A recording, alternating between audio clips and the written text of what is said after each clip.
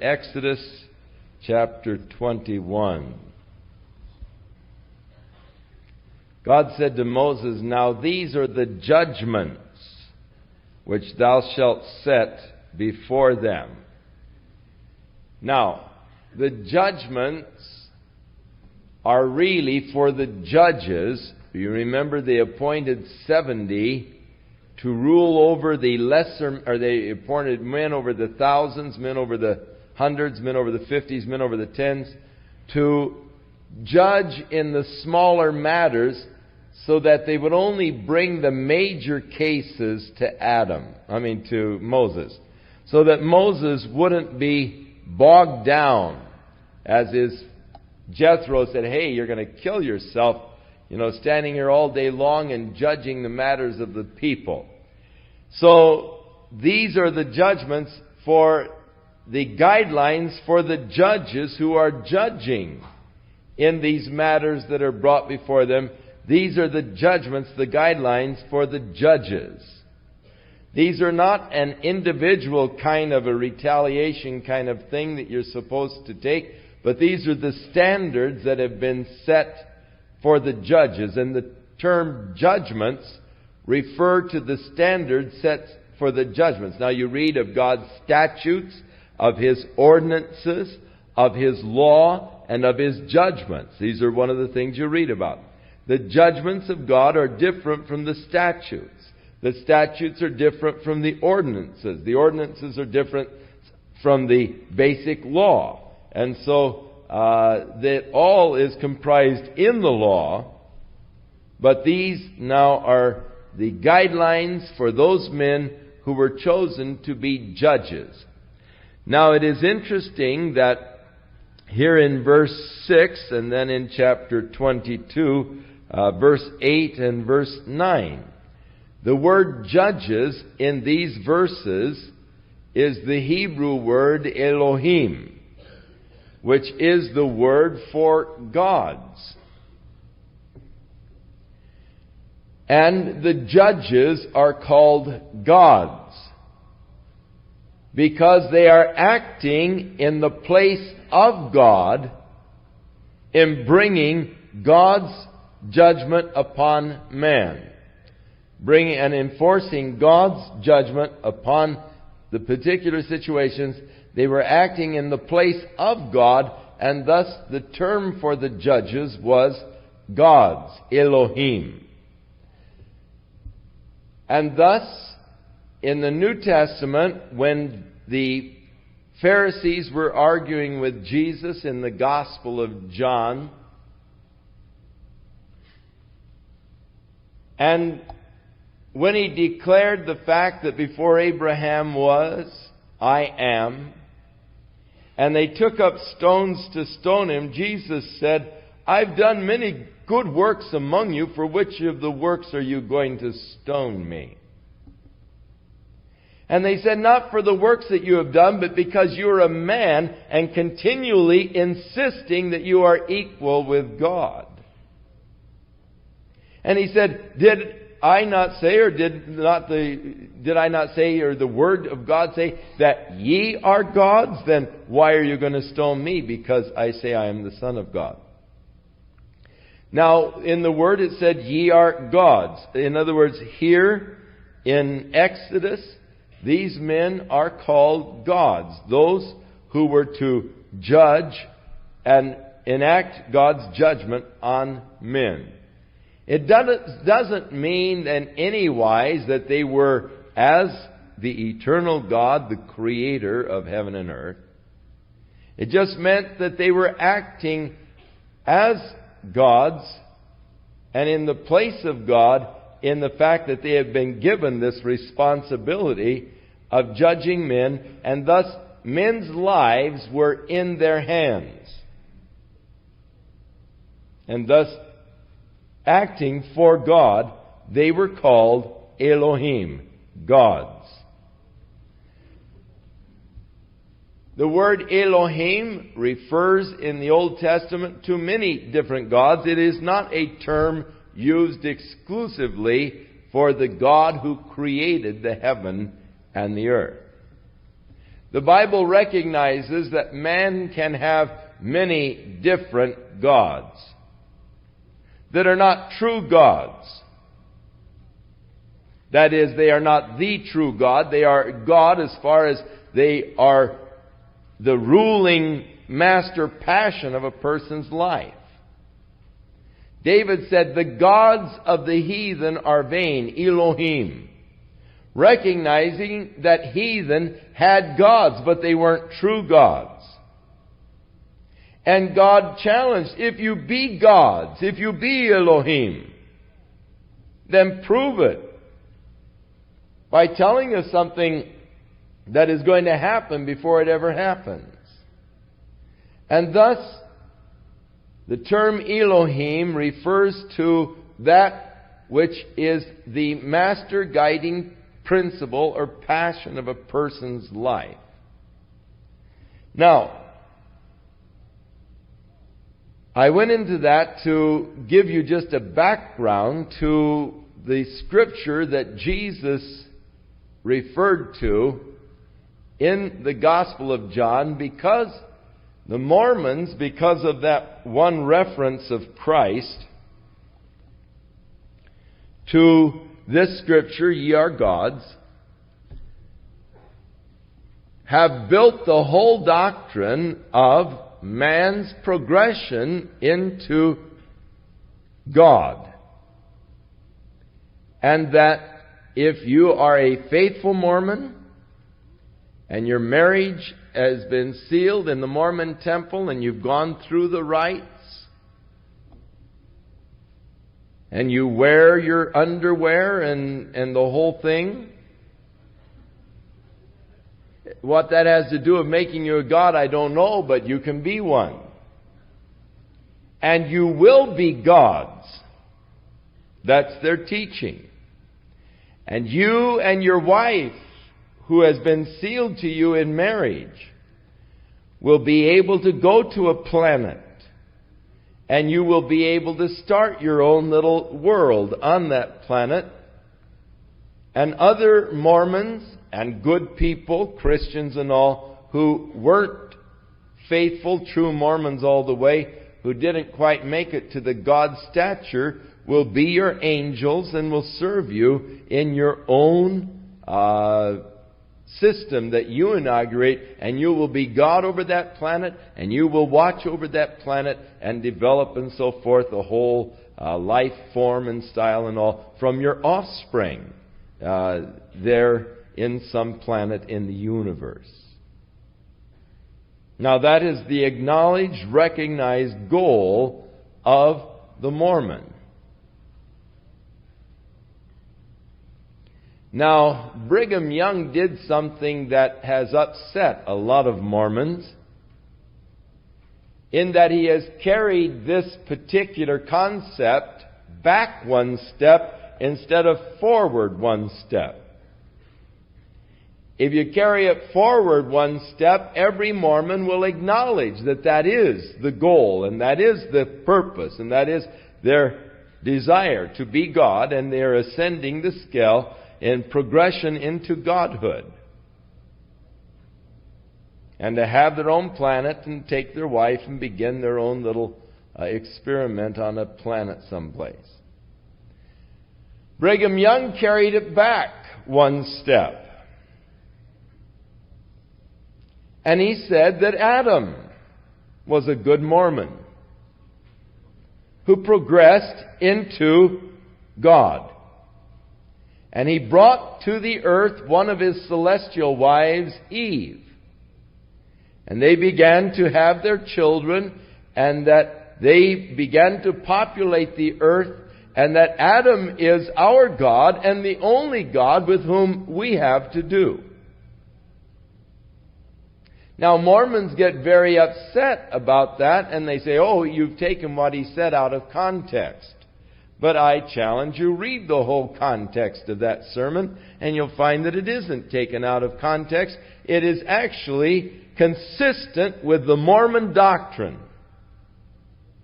But it takes it back one step instead of forward one step. And why not? If you and your wife can be a god on a planet someplace and start the whole thing off, why wasn't Adam a man somewhere in another planet within the universe and became faithful and true and all and ascended into the godhood and, of course, brought one of his celestial wives, Eve, and started the whole thing. Now, that whole system of thought and idea, taken from one little verse in the New Testament, where Jesus said, "Did I not say in the law, ye are gods?"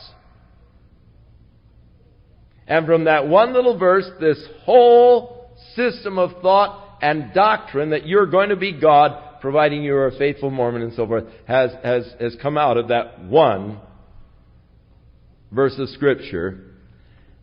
Rather than researching and finding out what that Scripture was referring to. Not at all a progression into the Godhood as such. It's not what that is teaching. In fact,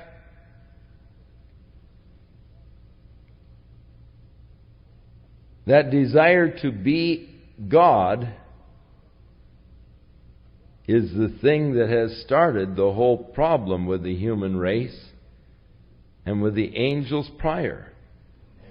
When you read of Satan's fall in Isaiah 14, "How art thou fallen from heaven, O Lucifer, son of the morning?"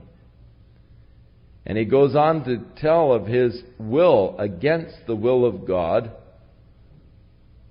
The fifth statement of Satan was, "I will be like the Most High." Shakespeare has someone saying, "O Cromwell, flee ambition, for by this sin did the angels fall. I will be like God." When Adam and Eve were in the garden and Satan came to Eve to tempt her to eat of the fruit that God had forbidden, what was the enticement that Adam held out to her? "The day that you eat of it, you will be wise as gods." And so that desire to be wise as God is the thing that he used to trip Eve up in the garden. Be like God. Be as God. So it is the same thing that is being held out to people today. But the word judges, Elohim, does not refer at all to the living, eternal God who created the heavens and the earth, but men who are appointed to judge in the cases that are brought before them, and in judging are representing God and are acting for God, holding the lives and the destiny of these men in their hands. It is so that the judges will realize the awesome responsibility that they have as a judge. There is one occupation I would never want, and that is to be a judge. To me, I could not live with myself if I were a judge. I would have too much difficulty in worrying about making a wrong decision, making a wrong judgment, realizing the awesome responsibility that here is a man, his life, his future is in my hands. It would absolutely destroy me to think that I had sent a man to prison for 5 years for a crime he did not commit. And that's one occupation I would never want. But unfortunately, those men who have that occupation have more or less taken, I think, from Judges the concept of gods, and so many of them act as though they are God and want to be treated as God. When they walk into the courtroom, they want you to all stand and bow and so forth, and come before them and offer your pleas. And the attitude that many of them have is reprehensible. They need to realize the awesome responsibility that they have. And rather than making them proud, it should humble them. And they should come in, I feel, in a very humble way to sit in judgment, realizing the awesome responsibility that is theirs. Now, this whole chapter 21 deals with the judges and deals with their judgments, as it does on into chapter 22. So this is addressed basically to those men who were to occupy the position of a judge in Israel, and they were to judge over the various matters. And so he starts laying out certain basic laws that will govern, first of all, the position of a servant. If you buy a Hebrew servant, 6 years he shall serve, and in the 7th he shall go out free for nothing. If he came in by himself, he shall go out by himself. If he were married, then his wife shall go out with him. So here we find again the 6-in-1 pattern. 6 days shalt thou labor, do thy work. The 7th day is the day of rest. If you buy a Hebrew slave, 6 years shall he serve. If you were a Hebrew sold into slavery, 6 years you would have to serve, but the 7th year you go free. And I believe that this 6-in-1 pattern is significant, not only in a day, but God established it in a year also. He established the months. The 7th month of the Jewish calendar was to be a sacred month, and the Day of Atonement and so forth came in the 7th month along with the feast. It was a sacred month in their calendar. And then the 6 years, they were to sow their land. The 7th year, the land was to just grow of itself. They were just to eat of that which came from the land. They weren't to sow it. They were to give the land a rest in the 7th year. They failed to do this, and God got after them later for their failure to do that. And inasmuch as for 490 years that they were in the land, they didn't give the land the rest, God said, you owe the land 70 years of rest. So you can stay in Babylon for 70 years, and the land will get its Sabbaths that you robbed it of the whole time you were living there. And so God gave the land its rest, its Sabbath, as He shut them up in Babylonian captivity for 490 years. But I believe that the pattern will also carry out that for 6, and this is in 1,000-year cycles, for 6 millennia, the earth will go on in the bondage to Satan, sold out by Adam. But the 7th millennia will be a restoration, the freedom, the return to God. And thus, it makes the age in which we are living extremely exciting, because we're getting very, very, very close to the beginning of the 7,000th year. Now, how long before Christ Adam fell in the garden, we don't know for certain. Somewhere around 4,000 years before Christ, Adam turned this whole system over to Satan. Living now in 1979, we realize that we are coming very, very close to the 7th millennia. Satan has ruled. We've been in bondage for just about 6,000 years. But we look forward to that glorious 7,000th year when man has been delivered, when the earth has been delivered and will be restored, and we will live and reign with Christ upon the earth for 1,000 years in the glorious kingdom age. So this 6 and 1 pattern has been established by God. I am convinced that it will also follow in 1,000-year cycles, and that we are coming extremely close to the end of Satan's reign and dominion and rulership over the earth and over man, that the day of redemption is very close. And that's what Revelation chapter 5 is all about. As Jesus takes the 7-sealed book, the title deed of the earth, and lays claim to that which He redeemed with His own blood. And then in chapter 19 of Revelation returns to establish God's kingdom upon the earth. So it's a very interesting law. Now if he was sold of a slave and he came in by himself, he will go out by himself.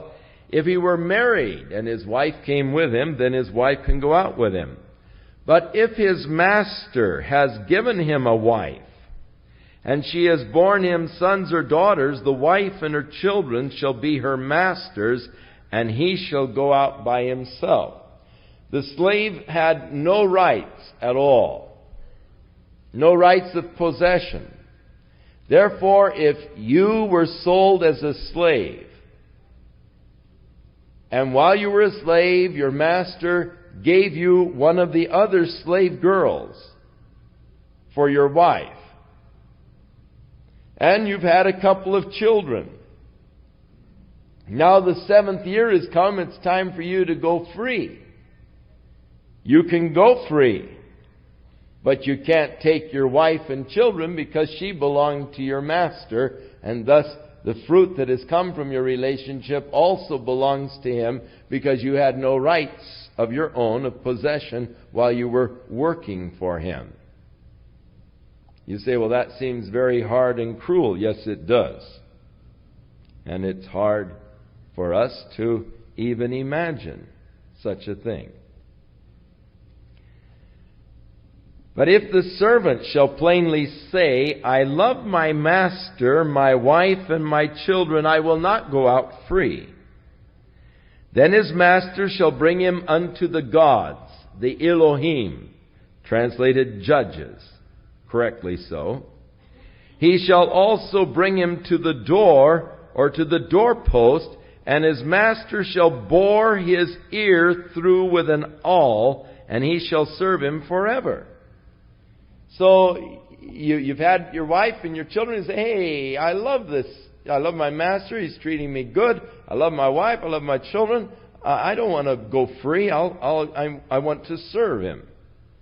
Then he brings you before the judges, and there your master takes an awl, and he runs the awl through the lobe of your ear, and he pins you to a post with that awl. And then you would put a gold ring, as a rule, in the pierced ear, which was the sign of a slave by choice. It indicated that it was a slave by choice. You had willingly submitted to this life of slavery. Now, there is an interesting prophecy concerning Jesus Christ that declares, my ear hath he pierced.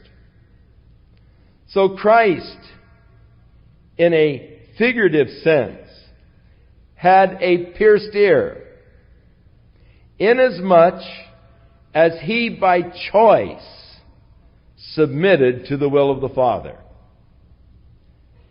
who being in the form of God and thought it not robbery to be equal with God, yet emptied himself, became of no reputation, humbled himself, and became as a servant, the pierced-ear servant. It was service by willingness. He willingly submitted himself to the Father's will to serve. And thus the prophecy, mine ear hath he pierced, referring to Jesus Christ and his serving of God. Now, in a figurative sense, I have a pierced ear, in that I am glad to take the title of Chuck, a bondslave of Jesus Christ. It's slavery by choice. I don't have to serve him. I don't have to be his slave. I want to be his servant. I want to be his slave. I really want everything that I possess and am to belong to him.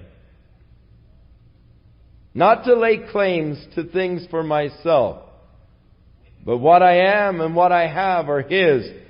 The pierced ear. And all of the New Testament writers, beginning their epistles, would write, Paul, a bondslave of Jesus Christ. Peter, a bondslave of Jesus Christ. Jude, a bondservant of Jesus Christ. They love the title.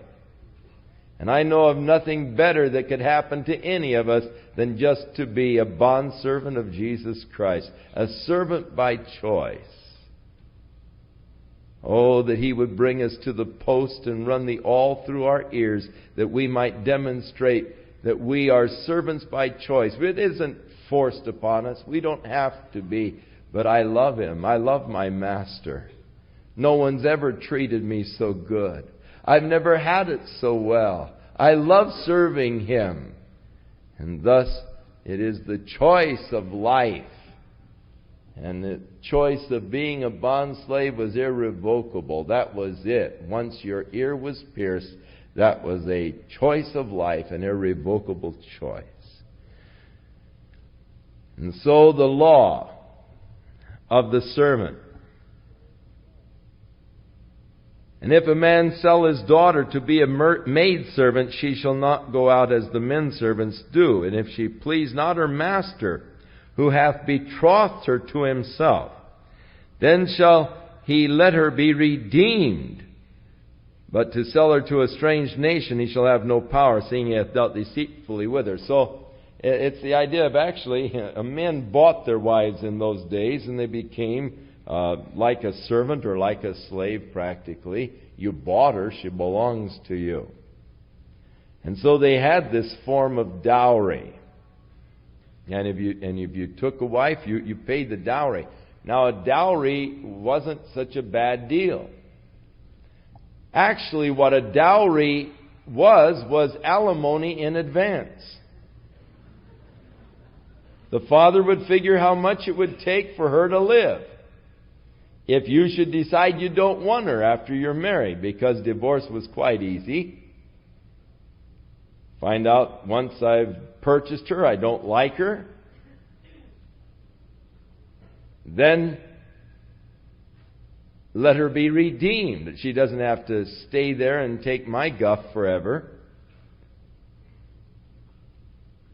But I don't have any right to sell her to a strange nation.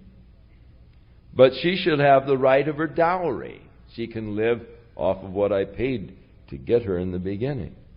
If she please not her master, who hath betrothed her to himself, then let her be redeemed. Verse 9, and if he hath betrothed her unto his son, he shall deal with her after the manner of daughters.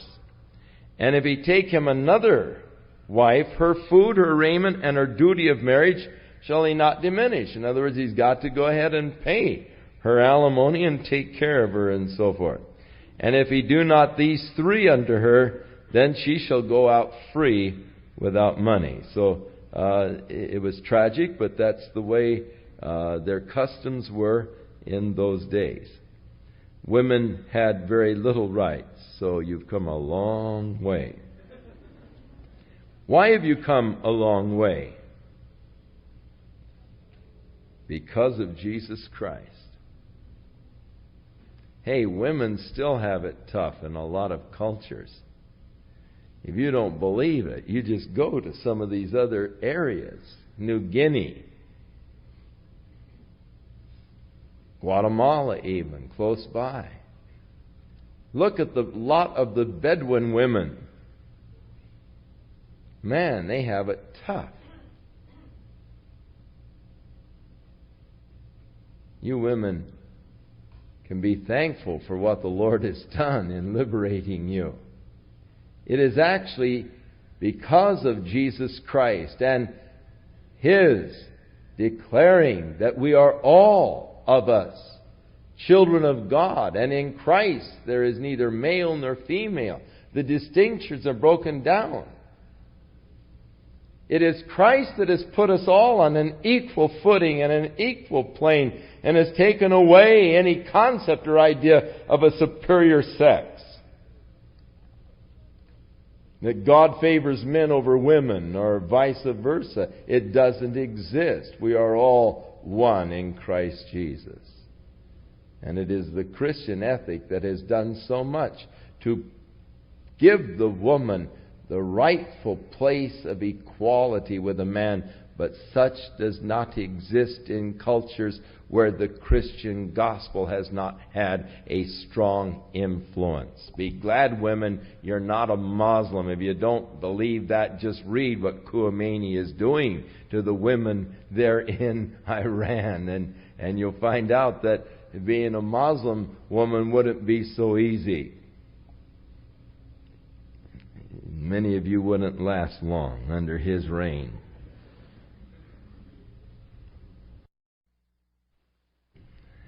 Now we deal with assault and battery and murder, manslaughter, first and second degree, and manslaughter. Now he that smites a man so that he dies shall surely be put to death. And if a man lie not in wait, but God delivers him into his hand, then I will appoint thee a place whither ye shall flee. So if you, first of all, are guilty of just plain murder, capital punishment. But if it was accidental, or just not a premeditated thing, then God was going to appoint a place where you could flee and be safe. There were called cities of refuge that they established. And you could flee to a city of refuge, and there you would be safe from the avenger. Now, if you would kill my brother, then I would be obligated to kill you because you killed my brother. So if it were an accident, and yet I'm mad at you because you were foolish in doing it, and I'm wanting to get retribution and kill you, you could flee to a city of refuge, and there you would be safe, as long as you stayed in the city of refuge. But if you came out and I caught you, then I could kill you. But you had to stay in that city of refuge, so God appointed these city of refuges at strategic points in the land when they came into the land. So God is promising that these city of refuges would be appointed. Now, if a man come presumptuously upon his neighbor, this would be premeditated. Your purpose of coming is to slay him with guile, deceitfulness. Thou shalt take him from mine altar that he may die. In other words, you may even flee to the altar of God, but they can take you right from the altar of God and kill you, because yours was a premeditated action. And now, several things for which capital punishment was to be given. He that smites his father or his mother shall surely be put to death.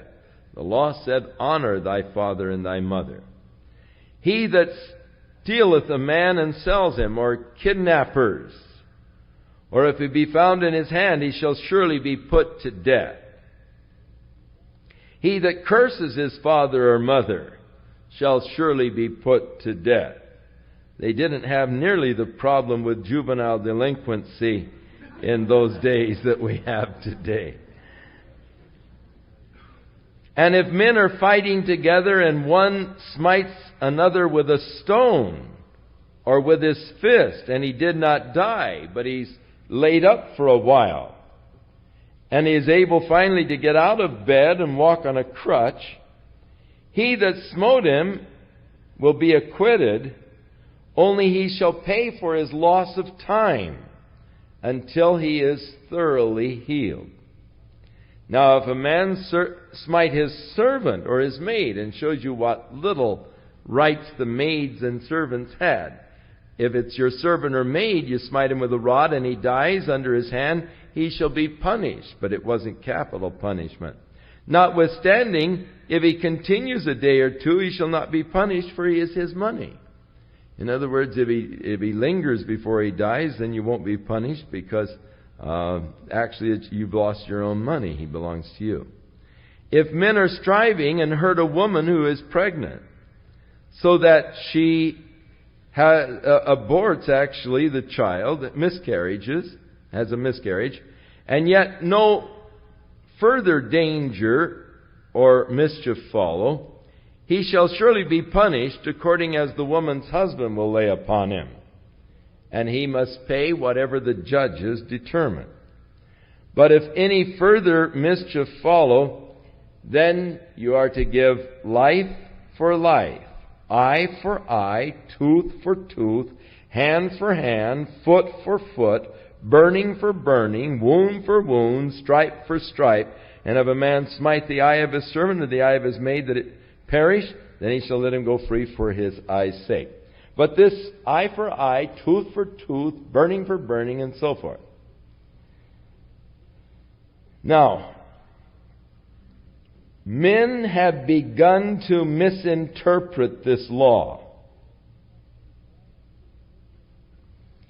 as if someone had struck you in the eye that you have a right, not only a right, you've got an obligation to smack him in the eye. In other words, they made it an obligatory thing.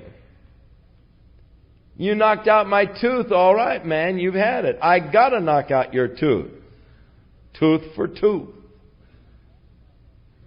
And Jesus said, "Ye have heard that it hath been said." Now, really what the Lord is doing here is limiting. Because there is a perversity about our human nature that doesn't want to just get even. We want to more than get even. It used to be when my brothers and I were growing up, scuffling with each other. You know, we'd be sort of boxing and all, and maybe he would catch you one. What do you want to do? You want to catch him one back, just a little harder. And so many times where we started out just playing, boy, we ended up in a full-fledged fight.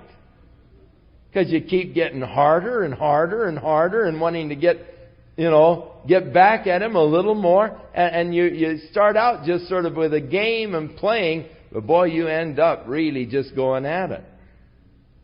And that is human nature. So this was to put a limitation. An eye for an eye, not two eyes for an eye. A tooth for a tooth, not three teeth for one tooth. 3 tooth.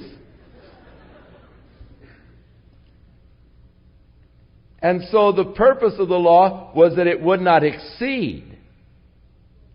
But they had begun to interpret it as an obligation. And so Jesus said, "Hey, look, I say unto you, if a man smites you on the one cheek, turn to the other." Don't seek retribution. Don't seek to get even.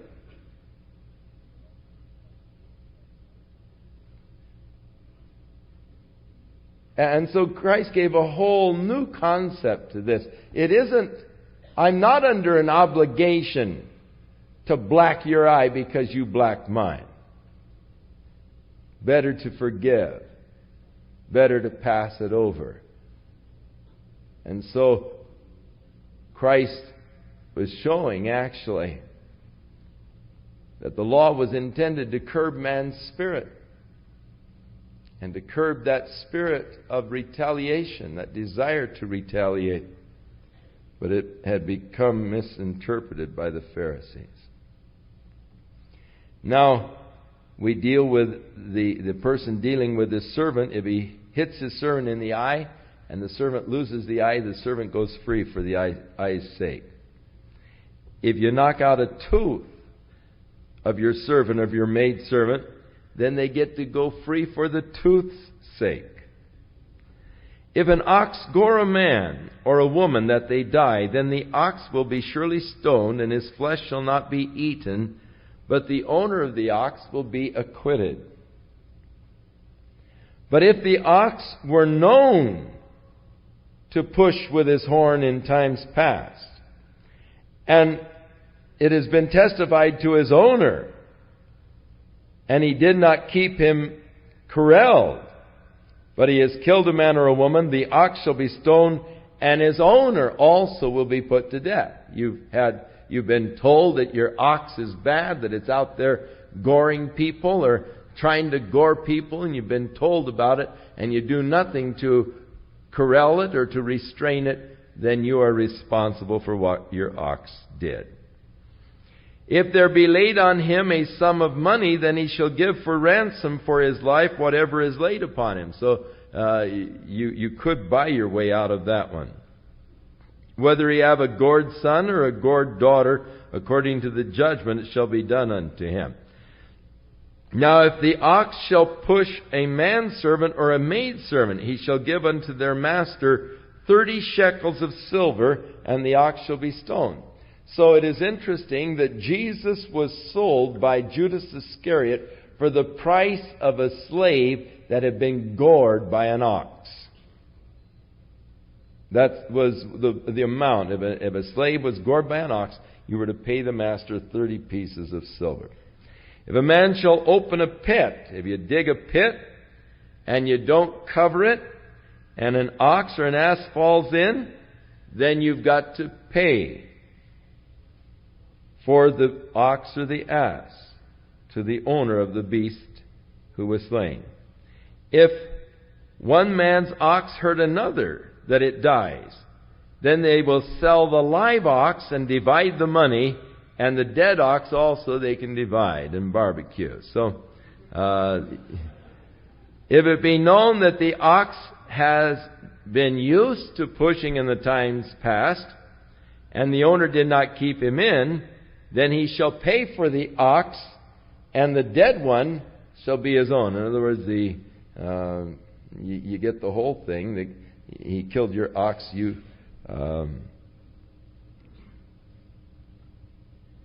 has to pay you, and then you get the dead carcass also. If a man shall steal an ox or a sheep and kill it, the rustlers, or sell it, he shall restore 5 oxen for an ox, 4 sheep for a sheep. You see, in those days, they were interested in taking care of the innocent party. Now, something's gone wrong in our judgments today, and we're interested in the rights of the criminal. We're no longer interested in the rights of the person who has been victimized by the crime. You're out of luck. But let's guard and protect the rights of this criminal. Oh, things are getting so bad that I'm afraid that vigilante groups and the KKK are going to arise. Something better happen. Watching on the news this past week in the Los Angeles area, a woman was walking along the beach, and 2 men started talking with her. Foolishly, she went to their apartment, or they forced her, I guess, into their van, according to the story, took her to their apartment, and there viciously abused her,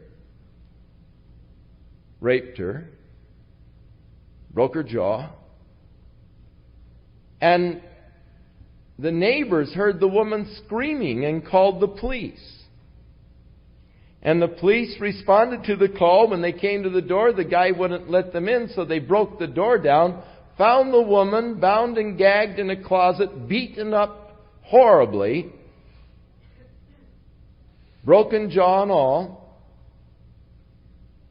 But now this man is out on parole for raping women. He's been charged 7 times and is actually out on bond pending charges of rape. But now this whole case is about to be thrown out because the officers really had no right to break his door down to find out why the woman was screaming and crying inside.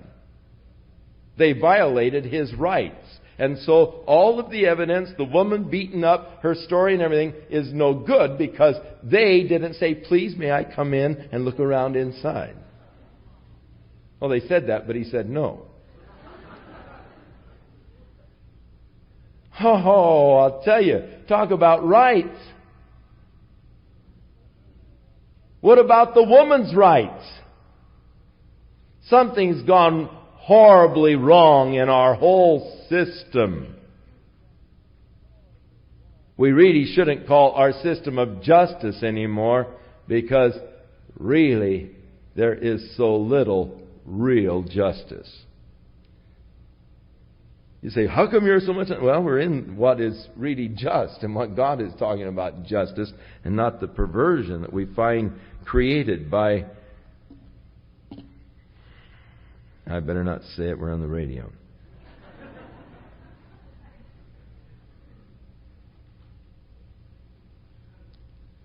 Now, if a thief is caught breaking up and is smitten that he dies, there shall no blood be shed for him.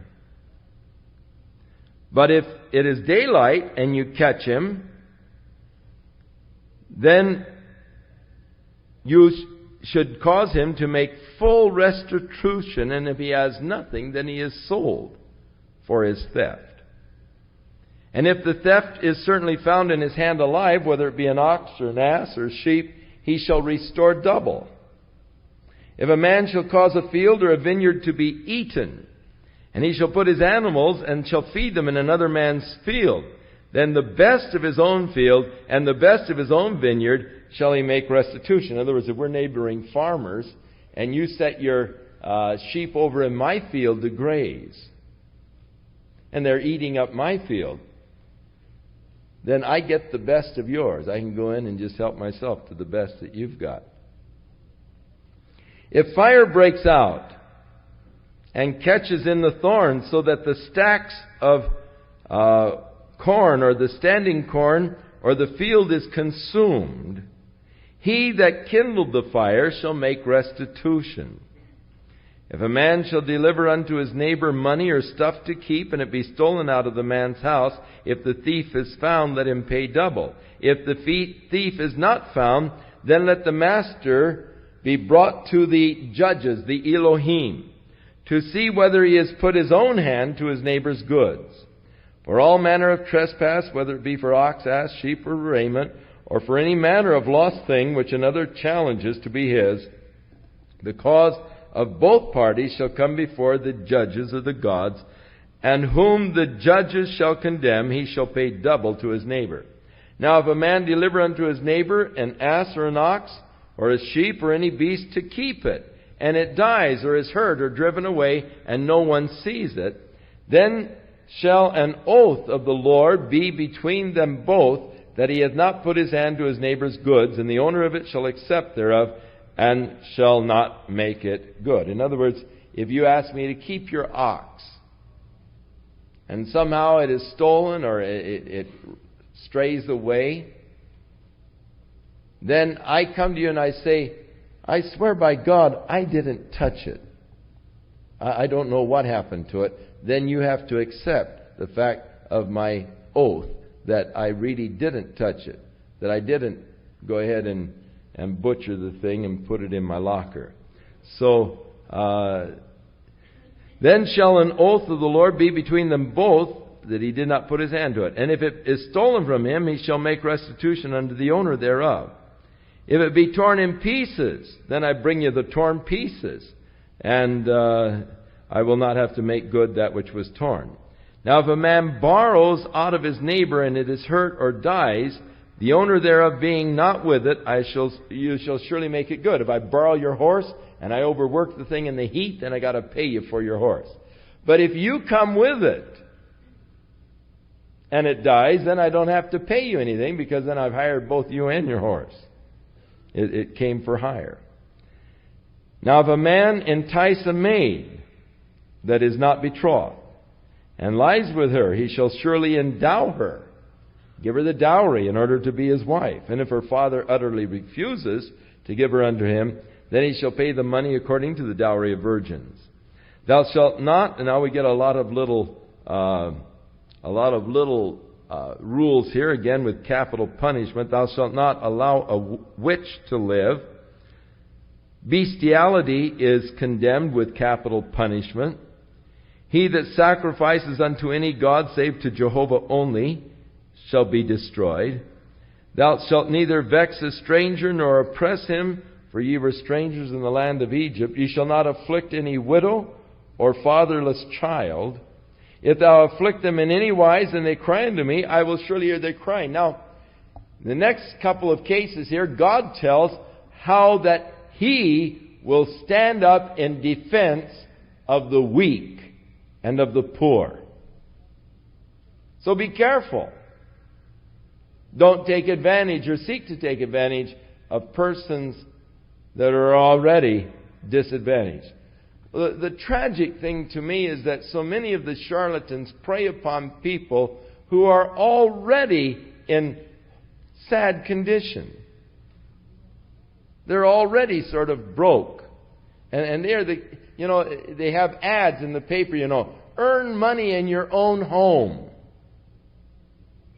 And they get you signed up, on where you give all kinds of contracts. And all you have to do is buy this $500 machine and so forth. And you can start making all these things. And you'll have all these contracts. You make so much money. And what you do is you end up $500 further in the hole than you were. And you're already in trouble, looking for a way to get out. And there are people that prey on the people that are already disadvantaged. I got a letter this week, and perhaps if you're on his mailing list, you got one too. And the letter said, Dear Charles, I've been thinking about you lately. And while I was here on my knees before God, I was holding your name up before the Lord in prayer. Somehow I feel there might be something wrong. Is there any problem, Charles? Write me and tell me about it. And please also enclose a gift, because I'm facing one of the greatest crises of my whole life. And he went on for 4 pages telling me of the great crisis and the sacrifices that he's going to have to make in order to do the great things that God has called him to do. I wrote him back.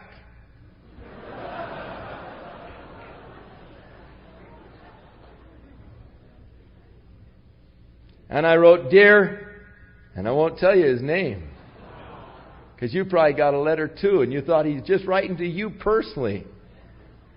Isn't that neat? I wish I could come and visit you in your home and sit down and explain to you personally what my problems are.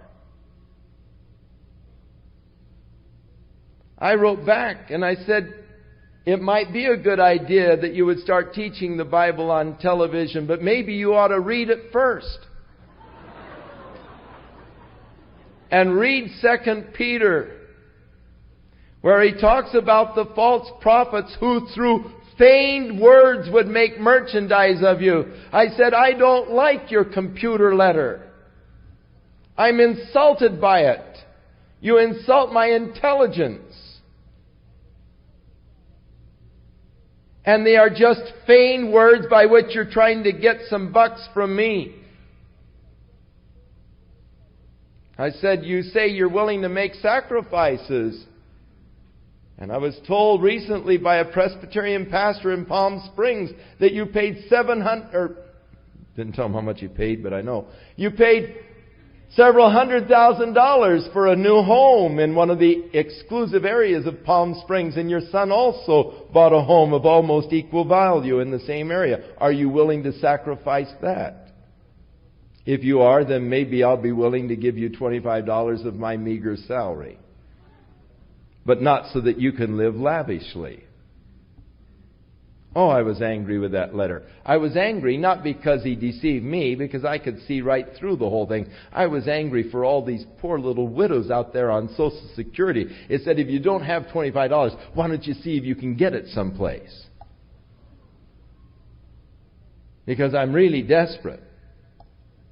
And for all these poor little widows that are going to get that, dear Mabel, I've been thinking about you this week. And as I was in prayer, I had your name here before God. And oh, Mabel, I'd love to come to your home and sit down with you right there in your house and tell you the problems I have. And dear little old Mabel is out borrowing $25 so she can send it to him because she doesn't know any better. That's the thing that upsets me. Now, when Mabel is hungry and is crying out unto God because she doesn't have any food, because she sent her food money in response to this plea, God is going to hear Mabel's cry. And this guy's in big trouble. Because God says He hears the cry of the oppressed. And He will respond to it. And so God deals now with those that are oppressed. And,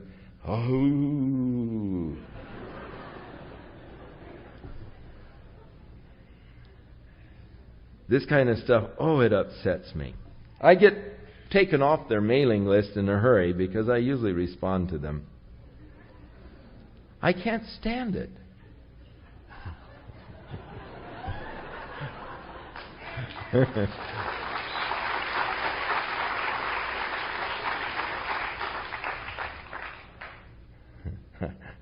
I said, David said, I've never seen the righteous forsaken or God's children begging bread. What does that make you?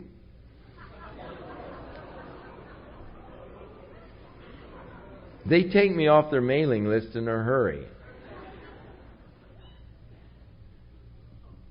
Ye shall not afflict any widow or fatherless child. If you afflict them in any wise, and they cry it all unto me, I will surely hear their cry.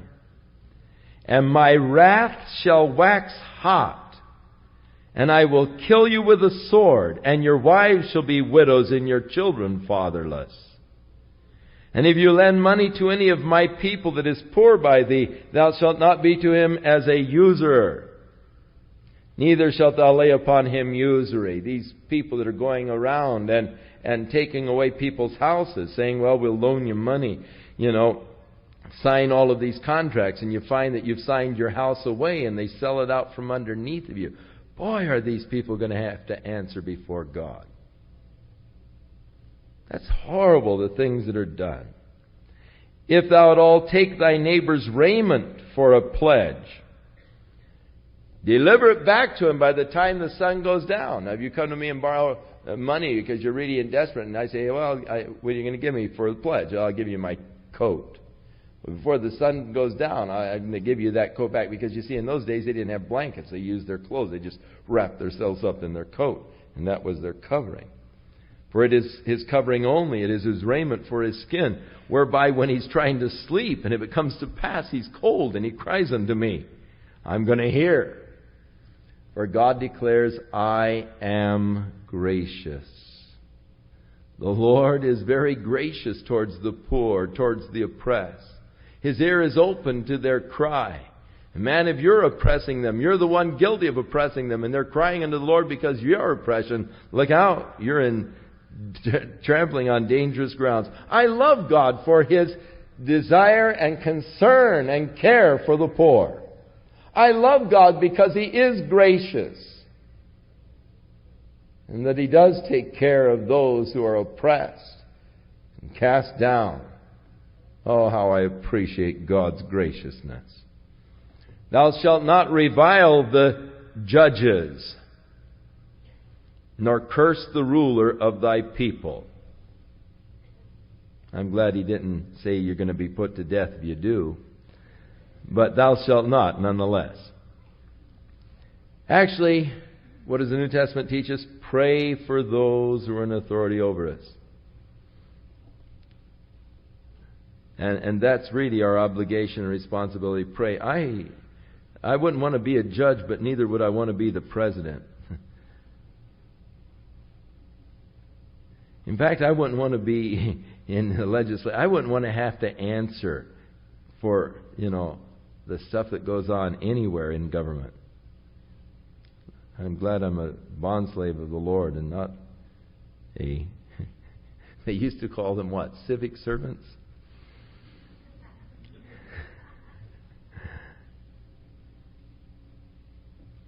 Boy, how we've changed. Now thou shalt not delay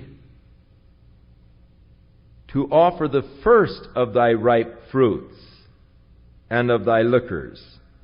The firstborn of thy sons shalt thou give to me. You're not to delay. You're not to put off paying your dues to God.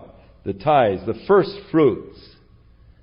You're not to hold back or delay on that. Well, if we have enough, then we'll give it to God. But actually, you're not to delay to offer your first fruit and the firstborn. Now God, remember the firstborn in Egypt were killed. So from that time on, God claimed the firstborn. So your firstborn son belonged to God. Now if you wanted to keep him, you had to buy him from God. And you could redeem him. You could keep him, but you'd have to buy him from God. The firstborn son belongs to God. And that was true of your animals. The firstborn animal always belonged to God. If your cow got old enough to begin to have calves, the first calf belonged to God.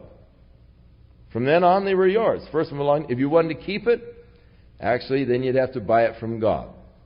But you were to the firstborn. Likewise shalt thou do with thy oxen, with thy sheep. 7 days it will be with its dam, and on the 8th day thou shalt give it to me. So let the mother keep it for 7 days, nursing it. The 8th day it belongs to God. Ye shall be holy unto me, neither shall you eat any flesh that is torn of the beast in the field, but cast it to the dogs.